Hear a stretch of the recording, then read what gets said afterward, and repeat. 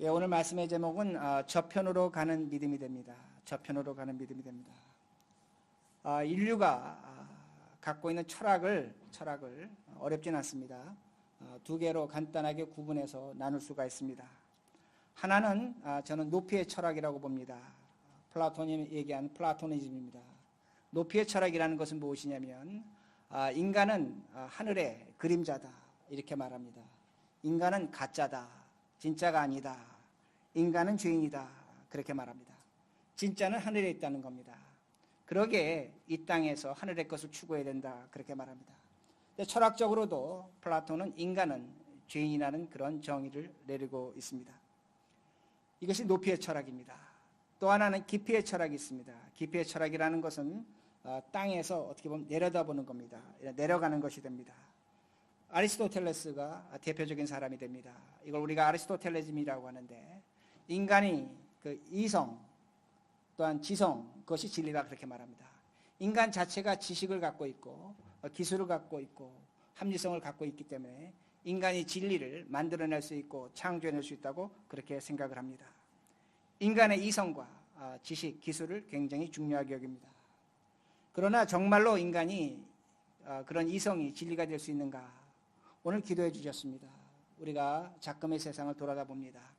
이성을 갖고 있고 진리를 갖고 있는 인간으로서는 할 수 없는 일들이 얼마든지 일어나고 있는 것을 우리가 볼 수가 있습니다. 사람을 21세기에 칼로 이렇게 머리를 참수해내는 그런 비참한 것을 우리가 보고 있습니다. 우리가 진리를 갖고 있다고 하지만 한 가정에서 일어나는 폭력 또한 가정의 아픔을 볼 때 인간이 과연 진리를 갖고 있는가? 그것으로 인간이 행복할 수 있는가? 우리는 질문해 봐야 됩니다. 그러게 인간은 진리를 갖고 있는 것 같지만 진리를 갖고 있지 못하다는 겁니다. 이것이 바로 인간의 실존적인 모습이 됩니다. 그러기에 우리들이 이 세상을 살아가면서 인간이 이렇게 두 가지 방향, 하늘의 것과 땅의 것을 추구했지만 이것을 두 개를 추구해서 하나로 통합해서 만들어낸 철학은 없습니다. 그런 철학은 없다는 겁니다. 그러나 제가 좀 전에 말씀드린 것처럼 철학적으로도 인간은 죄인입니다. 인간은 진리가 없다는 겁니다. 그러므로 인간은 철학적으로 구원받지 못합니다. 인간은 그 죄에서 벗어날 길이 없습니다. 인간 자체는 불행한 존재로 살아갈 수밖에 없는 것이 인류가 갖고 있는 두 개의 중요한 철학적인 사상이라는 것을 우리들이 알 수가 있습니다. 그런데 제가 며칠 전에 이런 일을 겪었습니다. A라는 분이 저에게 전화를 하셨습니다. A라는 분이 저에게 전화하셨는데 제가 처음에 그 목소리를 알아듣지를 못했습니다. 제가 한참 이렇게 물어본 다음에 제가 잘 아는 A라는 분이었습니다. 근데 그분이 저에게 B라는 분의 전화번호를 여쭤봤습니다. 근데 제가 굉장히 놀랐습니다. 그 A라는 분과 B라는 분은 평생 친구였습니다. 형제보다 가까운 사람이었습니다. 그 번호는 당연히 기억해야 될 번호였다는 겁니다. 근데 저에게 물어보셨습니다. 그러게 제가 그 B라는 분의 전화번호를 알려드렸습니다. 근데 걱정이 됐습니다. 그러게 제가 한 3시간 있다가 다시 한번 A라는 분에게 전화를 드렸습니다. 전화하셨습니까? 전화를 못 하셨습니다. 또 번호를 잊어버린 겁니다. 제가 다시 한번 그 B라는 분의 전화번호를 알려드렸습니다. 그날은 저에게 굉장히 우울한 날일 수밖에 없었습니다. 저는 그 사건을 통해서 우리 모두 A와 B, 이 세상 모든 사람들은 인생의 길을 가는 겁니다. 인생의 길은 다른 것이 아닙니다. 태어납니다. 늙습니다. 병듭니다. 죽습니다. 이것을 벗어날 수 있는 길은 단 한 사람도 없습니다. 길이 없다는 겁니다. 그러나 우리는 A도 마찬가지고 B도 마찬가지고 저는 그날 그렇게 생각했습니다. 예수 그리스도로 말미암아 생명의 자리에 있다는 겁니다. 다시 말씀드린다면 우리 하나님은 플라톤이 얘기한 하늘의 하나님이 되십니다. 높이가 있는 하나님이 되십니다. 그 하나님을 우리는 믿고 있다는 겁니다. 동시에 우리 하나님은 사람이 되셔서 이 땅에 오셨습니다. 낮아진 하나님입니다. 사람이 되신 하나님이라는 겁니다. 우리는 그 예수 그리스도를 믿고 있습니다. 그러기에 예배서 1장 10절은 우리에게 분명히 가르쳐줍니다. 예수 그리스도 안에서 하늘의 것과 땅의 것이 통일되었다고 말씀합니다. 아주 중요한 말씀입니다. 제가 좀 전에 말씀드린 것처럼 철학으로도 하늘의 것과 땅의 것이 통일되지 못합니다. 높은 것과 깊이 있는 것이 통일되지 못합니다. 그러나 성경 우리에게 분명히 가르쳐 주는 것은 예수 그리스도 안에서 하늘의 것과 즉 높은 것과 땅의 것, 낮은 것이 통일되어져 있다고 분명히 말씀합니다. 그분이 하나님이 되십니다. 예수 그리스도입니다. 성령 하나님이 되십니다. 성부 하나님, 성령 하나님, 성자 하나님, 한 분의 하나님이 통일되어 있다는 겁니다. 예수를 믿는다는 것은, 신앙을 믿는다는 것은, 신앙을 갖고 살아간다는 것은 통일된 신앙을 갖고 있는 겁니다. 예수 그리스도로 말미암아 우리는 생명과 진리에 가 있습니다. A와 B도 마찬가지일 겁니다. 저도 마찬가지일 겁니다. 여러분 모두 마찬가지입니다. 우린 죽음 너머에 영원한 하늘나라 천국에 이룰 수 있다는 말씀입니다. 왜 그러냐면 그리스도로 말미암아 주어진 은혜가 됩니다. 예수 그리스도는 십자가에 죽으셨습니다. 부활하셨다는 겁니다. 그것이 우리에게 주어진 생명입니다. 자, 제가 이렇게 설명을 했습니다. 문제는 뭐냐면 제가 이렇게 설명했음에도 불구하고 오늘 많은 신자들은 이것을 믿지를 못합니다.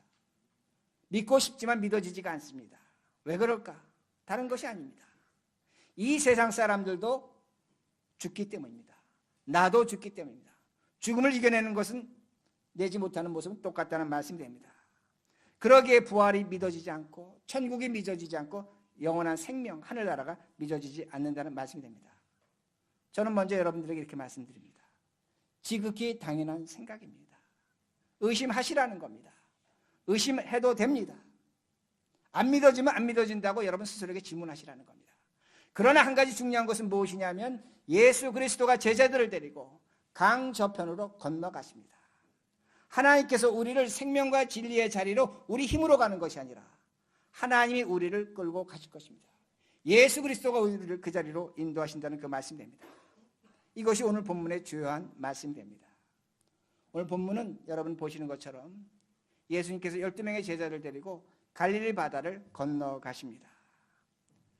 갈릴리 바다입니다. 근데 가보시면 바다가 아니라 호수입니다. 갈릴리 호수입니다. 근데 구약 성경을 보면 그 갈릴리 호수를 긴네랏 바다라고 표현합니다. 신약 성경은 디베라 바다라고 얘기합니다. 그러게 많은 사람들은 어떻게 생각하냐면 유대인은 가정법을 좋아한다. 그러게 호수를 바다로 그렇게 표현한다. 그렇게 얘기합니다. 그러나 유대인들의 가장 두려운 것은 물입니다. 물입니다. 유대인들은 물을 두려워했습니다. 바다를 두려웠고 호수를 두려워했다는 겁니다. 다니엘서 7장과 계시록 13장을 보면 바다는 물이 많은 곳은 하나님을 대적하는 사탄이 있는 곳입니다. 죽음의 장소입니다. 저주의 장소입니다. 공포의 장소입니다. 그러기에 계시록에 보면 주님이 재림하실 때 바다가 다시 있지 않더라 그렇게 말씀하십니다. 주님이 재림하시면 바다는 없을 거라고 그렇게 말씀합니다. 이 말의 의미는 어떤 것이냐면 죽음이 떠날 것이라는 겁니다. 사단의 권세가 없어질 것이라는 겁니다. 자, 그러므로 당시에 바다에 나가서 호수에 나가서 물고기 잡는 어부는 아무나 하지 않았습니다. 죽음을 각오하는 사람들이 하는 겁니다. 여러분 한번 생각해 보시기 바랍니다. 내가 지금 바다에 가서 고기를 잡는데 그 바다 속에 뭐가 있습니까? 악한 것들이 있는 겁니다. 죽음의 자리입니다. 저주의 자리입니다. 그러므로 당시의 어부는 모든 재산을 빼앗긴 사람들이 했습니다. 돈이 없는 사람들이 했습니다. 차라리 광도짓이나 살인은 못하니까 그럴 땐 어부나 하는 것이 당시 어부였다는 겁니다. 그러니까 여러분 예수님의 제자들의 직업이 어부라는 것은 그저 단순한 직업이 아닙니다. 당시에 보면 가장 최악의 직업을 갖고 있는 사람이라는 것을 우리들이 알 수 있습니다. 어부는 뭐가 직결되어 있습니까? 죽음과 직결되어 있는 겁니다. 죽음과 직결되어 있는 겁니다. 그런데 지금 예수님께서 제자들 데리고 바다를 건너가십니다. 36절 말씀 보시기 바랍니다. 중요한 말씀입니다. 36절 그들이 무리를 떠나 예수를 배에 계신 그들을 모시고 가매 다른 배들도 함께 하더니 제가 질문합니다. 배가 몇 대 떠났습니까? 한 대? 한 대가 아닙니다. 두 대도 아닙니다. 복수입니다. 지금 여러 대의 배가 같이 떠났습니다. 이거 굉장히 나중에 중요해집니다. 그런데 배가 언제 떠났는가입니다. 35절에 해가 저물 때 떠났다고 그렇게 말씀합니다.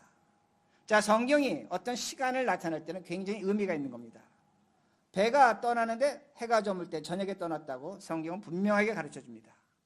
그럼 왜 이 시간을 강조하는가입니다. 제가 갈릴리 그 호수를 제가 한 2번 가봤습니다. 이제 가보시면 아시겠지만 그 갈릴리 호수는 우리 한국의 그 밥그릇 있지 않습니까? 밥그릇과 똑같습니다. 그 지중해부터, 그러니까 해표면으로부터 212m 마이너스입니다. 그러니까 어떻게 보면 푹 꺼진 땅에 그 갈릴리 호수가 있습니다. 그렇게 제가 좀 전에 우리 밥그릇과 같다 그렇게 표현을 했는데, 동쪽과 서쪽에는 높은 산이 있습니다. 특히 그 동쪽에는 골란고원이 있습니다. 서쪽에는 지중해가 있어서 그 여러분 아시는 것처럼 그 이스라엘은 적도에 가깝습니다. 그 뜨거운 바람이 지중해에서 불어옵니다. 자, 그런데 이 또 그 갈릴리 호수 북쪽에는 헐몬산이 있습니다. 헐몬산이 있는데 그 헐몬산에는 만년설이 있습니다. 그리고 그 만년설이 녹아서 그 물이 훌라 분지를 통해서 갈릴리 그 계곡을 통해서 갈릴리 호수에 물을 채웁니다. 근데 그 만년설이 있는 그 헐몬산에 그 산에서 바람이 불면 눈기가 있는, 그러니까 얼음기가 있는 찬바람이 갈릴리 호수로 이렇게 불어오게 됩니다. 그러면 지금 제가 좀 전에 뜨거운 바람이 지중해에서 오고 그 다음에 찬바람이 북쪽에서 이렇게 오게 됩니다. 지금 우리가 이 방에 앉아 있는데 우리가 이렇게 팬을 돌리고 있습니다. 뜨거운 바람은 어떻게 합니까? 위로 올라갑니다. 찬바람은 내려옵니다. 근데 갈릴리 호수는 지금 거꾸로 되어 있습니다. 낮이 되면 그 볼 같은데, 그 그릇 같은데 태양빛이 비쳐서 그 갈릴리 호수가 뜨겁습니다. 지중해에서 넘어오는 바람 때문에 뜨겁습니다. 근데 밤이 되면, 해가 꺼지면 찬바람이 넘어오니까 어떻게 됩니까? 공기가 대류 현상이 일어나는 겁니다. 돌기 시작하는 겁니다. 근데 다시 제가 갈릴리 호수를 말씀드리면, 북쪽은 약간 높지만 남쪽은 평야에 가깝습니다. 그러니까 바람이 불면서 빠져나가는데 굉장히 큰 폭풍이 생기는 것을 우리들이 알 수가 있습니다. 그러기에 37절에 큰 폭풍이 났다고 하는데 헬라어 성경은 메가입니다. 대단한 것이 난 겁니다. 큰 폭풍이 났다고 성경은 말씀하고 있습니다. 자, 제가 왜 이렇게 길게 설명을 드렸냐면, 제자들은 이 폭풍을 알고 있겠습니까? 알고 있지 않았겠습니까?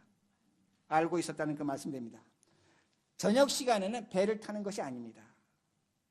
그러게 제자들이 밤이 맞도록 수고했다는 것은 목숨을 걸고 물고기를 잡았다는 겁니다. 그러니까 지금 제자들은 저녁 때 배를 타서는 안 됩니다. 저녁 때 배를 탔다면 폭풍을 만날 것을 각오해야 됩니다. 그것을 기대해야 됩니다. 근데 지금 제자들이 평상시에 상식과 경험에 벗어난 행동을 하고 있는 겁니다. 행동을 하고 있다는 것입니다. 우리들은 뭐라고 얘기하냐면, 지금부터 잘 들으셔야 합니다. 상식과 경험에서 벗어난 행동을 할 때 우리는 믿음이라고 그렇게 말합니다. 믿음이라고 할 수 있다는 일 수도 있습니다.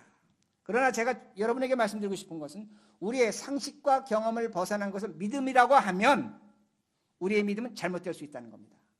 다시 말씀드립니다. 우리가 상식과 경험을 벗어난 것을 믿음이라고 말합니다.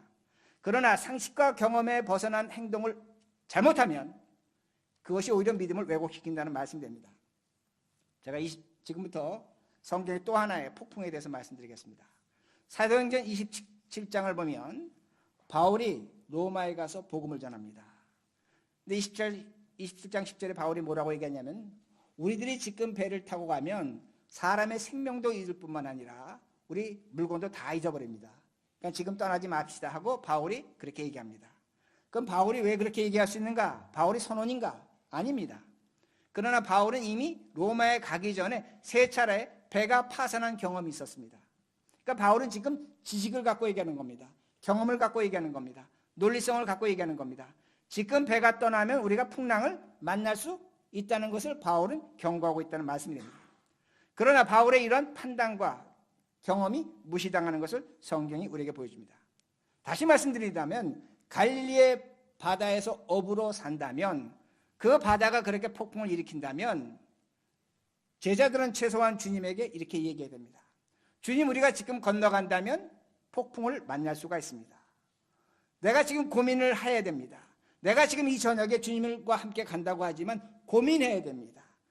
또한 거기에 대해서 깊이 생각해야 됩니다. 내가 정말로 주님과 함께 이 바다를 건너갈 것인가 말 것인가를 제자들은 생각해야 된다는 말씀이 됩니다. 오늘날 문제는 뭐냐면, 많은 신자들은 내가 갖고 있는 지식, 내가 갖고 있는 경험을 믿음이라는 이름 앞에서 무시합니다. 분명히 믿음이 될 수 있습니다. 그러나 제가 다시 말씀드립니다. 잘못된 믿음이 될 수 있다는 겁니다. 왜 제가 이렇게 말씀드리냐면, 제자들의 믿음이 잘못된 믿음에서 시작했다는 겁니다. 자, 잘못됐다는 표현은 참 조심해서 써야 되지만 분명히 성경이 우리에게 보여줍니다. 마가복음을 보면 1장부터 계속 기적이 나타납니다. 주님께서 수많은 귀신을 쫓아내십니다. 주님께서 병든 자를 고치십니다. 중풍병자를 고치십니다. 손 마른 자를 고치십니다. 문둥병자를 고치십니다. 1장, 2장, 3장을 여러분 가서 보시기 바랍니다. 많은 기적들이 나타납니다. 그리고 4장에 들어와서 어떤 내용이 나타나냐면 주님이 씨 뿌리는 비유를 말씀하십니다. 그리고 오늘 본문이 나타난다는 겁니다.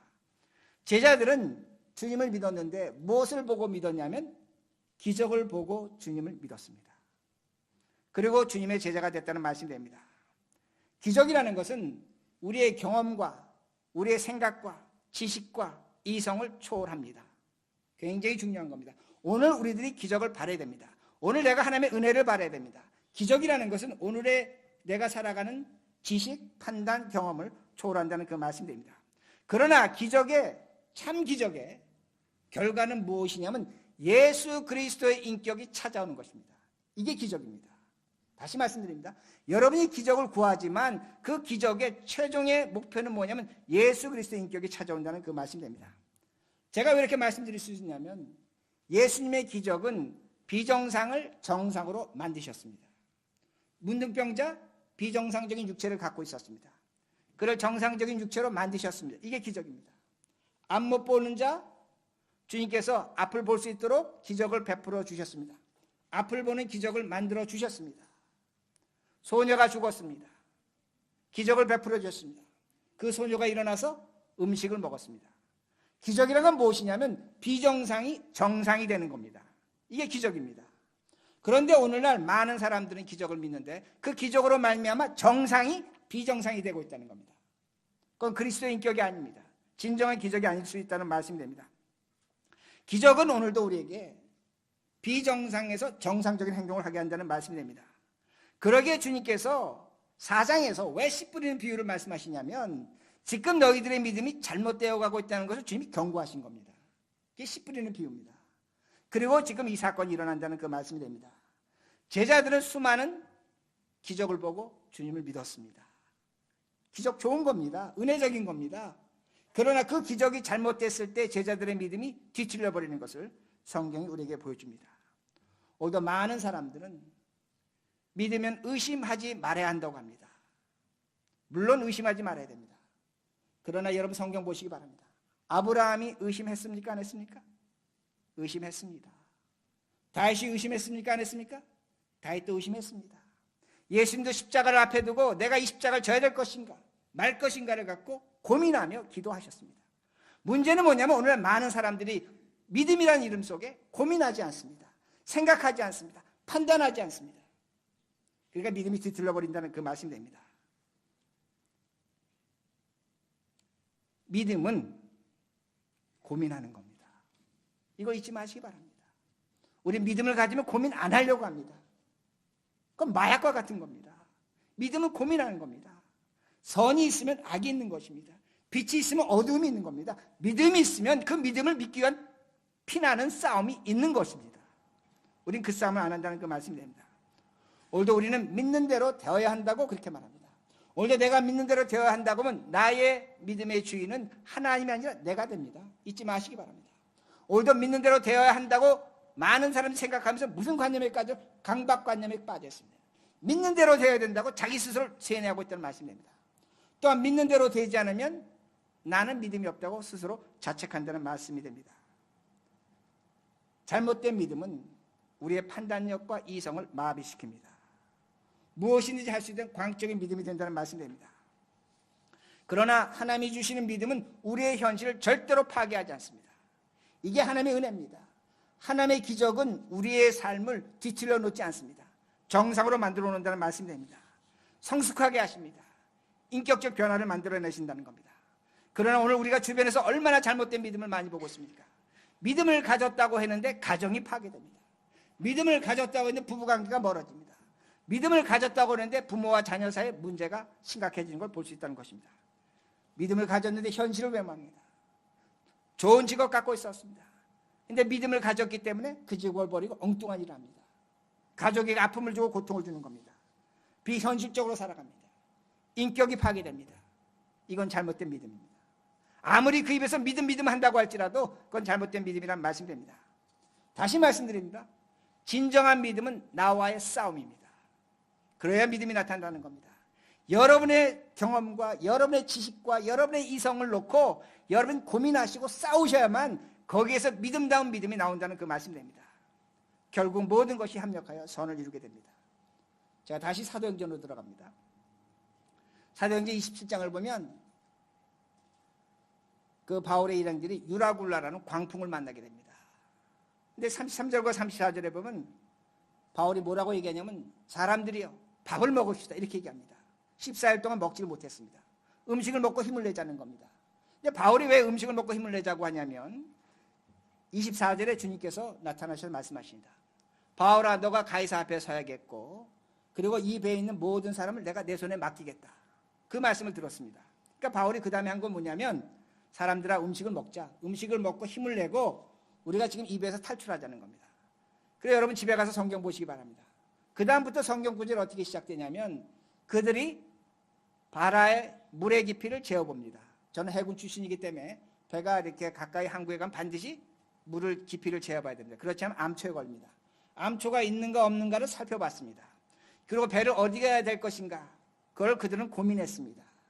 그리고 배의 무게를 가볍게 해서 배에서 밀을 갖다 버렸다고 성경 말씀합니다. 그리고 닷줄을 잘라버렸습니다. 닷을 잘라버렸습니다. 배를 가볍게 하는 겁니다. 그 키를 풀어서 그 돛을 올렸다고 성경은 그렇게 말씀하고 있습니다. 해안을 향해서 들어가는 겁니다. 해안을 향해 들어가다가 배가 파선이 됐습니다. 이렇게 얘기합니다. 바울이 수영할 줄 아는 사람은 수영해서 육지로 가라. 수영할 줄 모르는 사람은 판자떼기를 널판지를 이용해서 육지로 가라 그렇게 말합니다. 제가 질문합니다. 하나님께서 바울을 구해 주실 것을 분명히 약속하셨습니다. 바울이 그 믿음이 있습니다. 그러면 바울이 그 믿음이 있다면 배에서 뭐 했습니까? 가만히 있었습니까? 놀고 먹었습니까? 잤습니까? 하나님이 우리를 구해 주시기 때문에 믿음이 있었기 때문에 아무것도 안 했습니까? 아닙니다. 최선을 다해서 처절하게 싸운 겁니다. 그 현실 속에서 믿음을 갖고 있었기 때문에 하나님께서 바울에게 너는 가이사 앞에 서야 된다. 270명 다 구해주겠다. 뭐 했습니까? 최선을 다해 살았다는 겁니다. 이게 성경이 우리에게 분명히 보여주는 말씀입니다. 정상적인 행동하는 겁니다. 잊지 마시기 바랍니다. 오늘날 우리 교회의 가장 큰 문제는 뭐냐면 믿음을 갖고 있으면 정상적인 행동을 안 합니다. 참 알다가도 모르겠습니다. 기도는 해달라고 합니다. 자, 기도하고 싶습니다. 그러나 생각해 봅니다. 정상적인 삶을 살고 있는가입니다. 내가 최선을 다하고 있는가입니다. 이걸 먼저 여러분이 분명히 질문하셔야 된다는 말씀입니다. 제자들은 이 싸움을 하지 않았습니다. 이 싸움을 하지 않았다는 겁니다. 그러게 37절 오늘 본문 37절과 38절입니다. 오늘 본문으로 가셔야 됩니다. 제가 읽습니다. 큰 광풍이 일어나며 물결이 배에 부딪혀 들어와 배에 가득하게 되었더라. 예수께서 고물에서 베개를 베고 주무시더니 제자들이 깨우며 이르되 선생님이여 우리가 죽게 된 것을 돌보지 아니하시나이까 하니. 자, 풍랑을 만나니까 제자들의 믿음의 실체가 드러납니다. 오늘날 우리는 이 말씀을 갖다 어려운 일 생기면 주님 깨워라. 주님께 기도해라. 소리쳐라. 외쳐라. 제가 솔직히 말씀드립니다. 잠자는 사람 깨우면 화납니다. 그렇게 마구 깨우는 거 아닙니다. 아무리 예수님이지만 그렇게 깨워서는 안 됩니다. 그렇게 깨웠더니 결과가 뭡니까? 40절입니다. 함께 있습니다. 시작. 이에 제자들에게 이르시되 어찌하여 이렇게 무서워하네? 너희가 어찌 믿음이 없느냐 하시니. 믿음이 있습니까? 없습니까? 믿음 없습니다. 주님 말씀하십니다. 믿음이 없다고 분명히 말씀하십니다. 제자들은 믿음이 있는 것 같습니다. 그러게 주님을 따라서 군말 없이 바다를 건너갔습니다. 그러나 주님 말씀하십니다. 풍랑을 만나고 보니까 너희 믿음의 실체가 분명히 드러난다고 그렇게 말씀하십니다. 저는 이런 생각을 해봅니다. 만약에 제자들이 풍랑 날 걸 알면서 주님 우리 건너가면 풍랑 납니다. 어떻게 하시겠습니까? 그럼에도 불구하고 주님을 따라 배를 타고 그 바다로 나갔다면 제가 질문합니다. 제자들이 주님을 깨우겠습니까? 안 깨우겠습니까? 그렇게 어려우세요? 풍랑 날 걸 알고 나갔다면 깨우겠습니까? 안 깨우겠습니까? 안 깨웁니다. 바울처럼 물을 퍼낼 겁니다. 바울처럼 배 타기 전에 물그릇 들고 탈 겁니다. 바울처럼 우리가 어떻게 여기서 풍랑 나면 우리가 할 것인가 준비하고 탑니다. 이들은 그렇게 하지 않았습니다. 이들은 그저 배를 올라탔다는 겁니다. 인생 삶에서 풍랑은 지극히 당연한 겁니다. 바다에 나간 풍랑이 있듯이 우리에게 풍랑이 지극히 당연하다는 말씀이 됩니다. 오늘날 우리는 풍랑이 없다고 생각하는 걸 믿음이라고 생각합니다. 천만의 말씀입니다. 어떻게 인생 바다에 풍랑이 없겠습니까? 불교식으로 표현하면 고해입니다. 고난의 바다입니다. 아픔이 있고 어려움이 있고 시련이 있고 고통이 있다는 그 말씀이 됩니다. 정상적 행동을 하시기 바랍니다. 오늘 내가 믿음이 있다면 정상적 행동을 하셔야 됩니다. 아프면 병원 가셔야 합니다. 자식이 말을 안 들으면 그 자식 불러다 놓고 너 왜 이렇게 하느냐 한번 우리 얘기해보자. 식당에 가서 한번 밥 먹으면서 이야기하셔야 됩니다. 와서 기도 부탁은 합니다. 우리 애가 말을 안 듣습니다. 제가 항상 질문합니다. 애하고 얘기 얼마나 해보셨어요? 바빠서 못했습니다. 그걸 내가 어떻게 합니까? 하나님이 그걸 해주시겠습니까?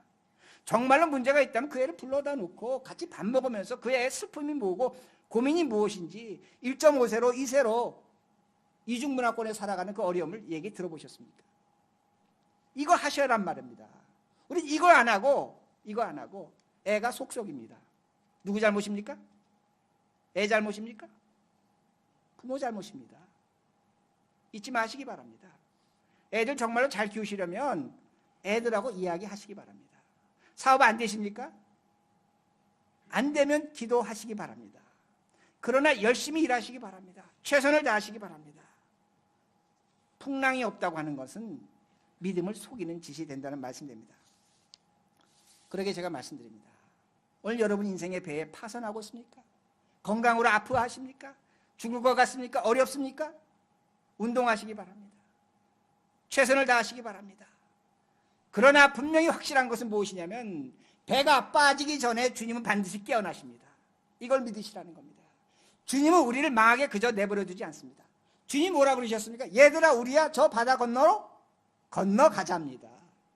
주님이 책임지십니다. 건너가게 하십니다. 문제는 뭐냐면 우리 이런 고민과 생각을 하지 않는다는 말씀입니다. 배가 깨질 것 같습니까? 어렵습니까? 최선 다하시기 바랍니다. 사랑하시기 바랍니다. 열심히 일하시기 바랍니다. 여러분 모든 것을 다해서 그 문제 해결하려고 노력하시기 바랍니다. 저는 믿습니다. 배가 깨지기 전에 주님은 반드시 깨어나십니다. 제가 좀 전에 배가 몇 대가 떠났다고 얘기했습니까? 여러 대 떠났습니다. 그 배에 예수님 없습니다. 그 사람은 어떻게 했을까요? 어떻게 했을까요? 물 퍼냈을 겁니다. 살려고 죽을 힘을 다했을 겁니다. 성경은 이것을 믿음이라고 이야기하는 겁니다. 여러분 믿음은 다른 자리에 있는 것이 아닙니다. 하나님은 우리를 죽도록 내버려 두지 않습니다. 망하도록 내버려 두지 않습니다. 그러나 그것을 간구하기 전에 내가 오늘 최선을 다하고 있는가? 분명히 여러분 돌아보시라는 말씀이 됩니다. 말씀을 마칩니다. 오늘도 우리가 이 세상 살아가면서 죽음으로 우리 인생이 끝날 것 같이 생각하는 분들이 있습니다. 그분들에게 저는 뭐라고 얘기하지 않겠습니다. 그러나 믿으시기 바랍니다. 예수 그리스도가 우리를 저 바다 건너편 생명과 진리, 부활의 자리, 생명의 자리로 반드시 이끌고 가십니다. 여러분이 믿는다고 해서 믿지 않는다고 해서 상관없습니다. 주님은 여러분 반드시 책임지실 것입니다. 그리고 여러분의 인생에 배에 물이 들어오고 있습니까? 퍼내시기 바랍니다. 부부가 힘을 합하시기 바랍니다. 함께 두 손 잡고 기도하시기 바랍니다. 부부싸움 하지 마시기 바랍니다. 그리고 최선을 다하시기 바랍니다. 그 배가 깨지기 전에 우리 주님은 깨어나셔서 우리를 구해 주실 것입니다. 그리고 저 건너편으로 강 건너로 우리를 끌고 가실 것입니다. 이 하나님 믿고 사시는 우리 모두가 되길 바랍니다.